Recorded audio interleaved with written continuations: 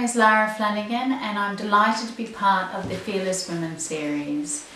At the moment I am travelling around the world with my 9-year-old twins Archie and Larissa, and we are in Italy. We left Australia July last year and I had the aim to do 3 months in 4 countries. So we've spent 3 months in Costa Rica, 3 months in the United States of America. We've just arrived in Italy for our 3 months, and then we'll be ending our time in Southeast Asia. I was hoping to just do 1 country, but due to some visa issues we'll probably be spreading our 3 months over Thailand and Cambodia, and then we'll return to Australia in July this year. So we are backpacking, the 3 of us, but I'm also working as I certainly wouldn't be able to afford to travel for 12 months without having an income. So I'm a freelance writer and social media consultant, and my kids are also enrolled in the School of Distance Education in New South Wales in Australia, so they're also doing school at the same time.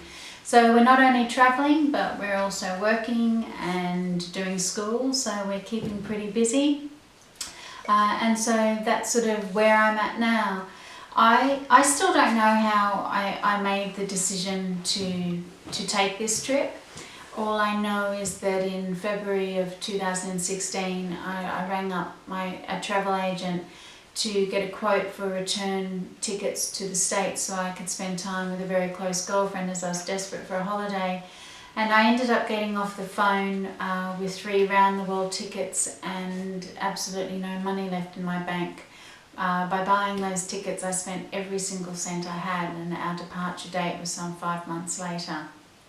So how I got it, I can't articulate actually how I made the decision to pack up everything.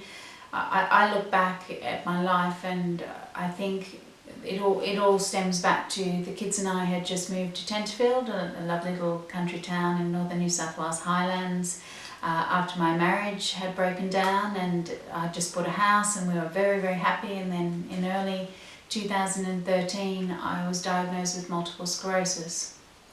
So then began a pretty painful 18 months or so whilst I battles with neurologists, a pretty scary, debilitating and almost hopeless diagnosis.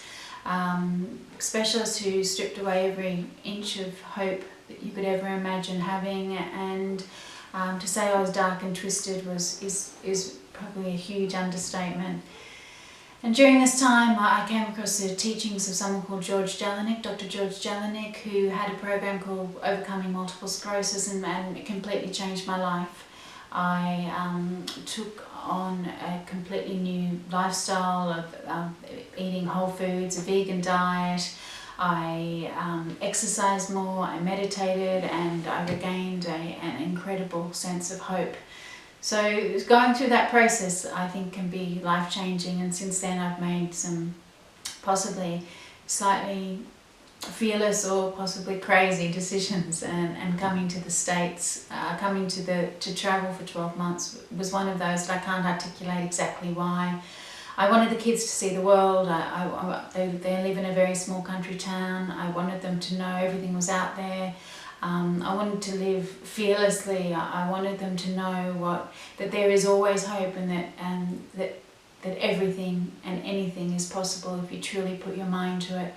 So after I booked those tickets and left myself with absolutely 0 money in my bank account, and I mean I did have nothing left, then began a very mad 5 months of getting ready for our trip. So I worked as many hours as I could. Back then I had a cake decorating business. I took as many cakes as I can. I was freelance writing, so I wrote as many articles as I could. I looked for as many clients as I could. I washed dishes at weddings, I waitressed, I wrote proposals, I did all sorts of things. I sold my car, I got my brother to look after our dogs, I sold a lot of my possessions, including every single one of my much loved books. The kids and I sold furniture. We had a garage sale. We rented out our house. We moved in with my mum and stepdad for about 6 weeks before we left to get extra money. And finally, July 2016, we left Australia armed with our our backpacks, and I had my laptop and my camera. So all I can say in terms of this experience is that it has been incredibly life-changing, and it is something that will stay with me forever. When I think back at some of the challenges, I think one of the biggest challenges for me has been the fact that I'm on my own, so the buck stops with me. So you can't always get tired because there's not someone else to take up the slack. When you're trying to work out which bus to catch in a country where you don't speak the language, there's no one really to answer to except for yourself. When the kids get tired and cranky and you want to lie down on the floor and get tired and cranky with them, you can't really do that. So, and at night sometimes when I haven't been with friends or people I know, the desire for companionship is quite huge.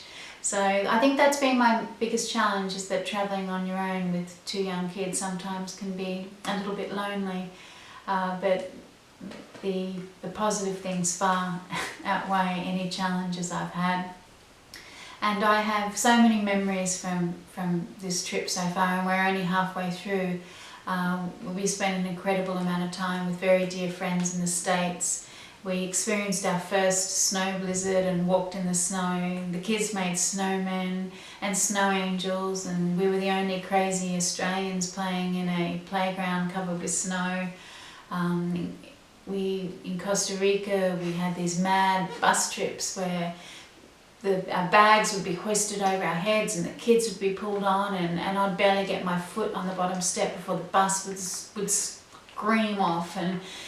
But every single connection we made it. We were woken by howler monkeys. We climbed and saw the top of Pohas volcano as it emerged from the mist. We volunteered in a little community centre and helped teach English to young Costa Rican kids. We have had so many incredible memories, and being in Italy now is a lifelong dream for me. So, the fact that I was able to wander the streets of Rome with my kids and walk up to the Colosseum and see and experience these amazing things has been a life-changing experience for me. So in terms of travel tips, I would say that if you're planning on travelling with your kids or planning on travelling on your own as another fearless woman, I would just say be prepared for anything, and it doesn't matter how prepared you are, and things will go wrong, and to know that there's always a contingency plan, or that something can always happen as an alternative.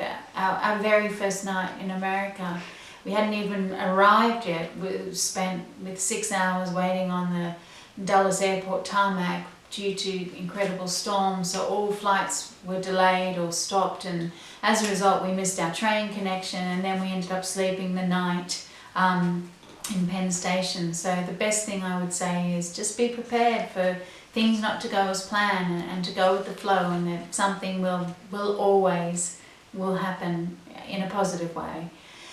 In terms of fear, I don't think I'm fearless. Sometimes I think I'm scared all the time. I worry about whether I'm making the right choices, or even if this trip was a crazy thing, I get scared about the kids growing up.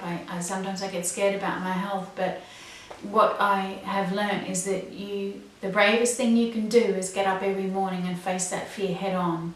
So to be brave doesn't mean you have to be without fear. I think the bravest thing you can is facing your fear when something scares the hell out of you. So that's for me what bravery is all about. So handling fear full on, and that chances are things will be okay. So I guess now, whilst we face the second half of our trip, I think I have changed in so many ways, and the way I look at life now is to say, why not? I mean, just recently the kids and I climbed 1,300 steps from Minori on the Amalfi Coast up to Ravello, and it was a shocker of a climb. I mean, I literally thought it was going to kill me, and I wondered why the hell we were doing it. And the kids said, why are we doing this? And I just looked at them and said, why not? Like, why not climb the mountain? Why not get on that plane? Why not is a wonderful mantra to live by. And the other thing I ask myself all the time is, what is the worst thing that can happen? When you are worried or scared about something, or something is bothering you, I mean, just simply ask yourself, what is the worst thing that can happen? And chances are the worst thing is not that bad.